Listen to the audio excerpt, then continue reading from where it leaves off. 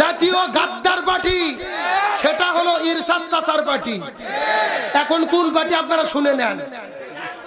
আমার ভাইরা লক্ষ্য করেন, আপনারা দেশের নাগরিক নির্বাচন করতেই পারেন, আমার আপত্তি নাই, ভোটে দাঁড়ান, মন চাইলে ভোট করবেন, না চাইলে না করবেন।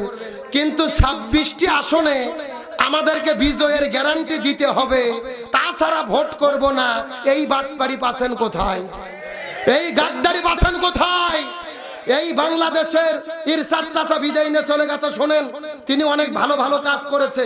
শুক্রবারে সরকারি ছুটির দিন করেছিল, রাষ্ট্র ধর্ম ইসলাম করেছিল, তার মৃত্যুর পরে আমরা দোয়া করেছি। কিন্তু ইরশাদ চাচা যেই নাটক শুরু করে গেছে, ওই নাটক বন্ধ হয়নি। মানে নির্বাচন আগে ওদের নাটক শুরু হয়। একজন বলে আমরা ভোটে যাব না, ফ্ল্যাট হয়ে হসপিটাল। আর এক নেতা বলে ভোটে যাব, ভোটে ঠিকই যাই, মিলেমিশে একাকার। এখন বর্তমানে ভোট কেমন হচ্ছে আমার দিকে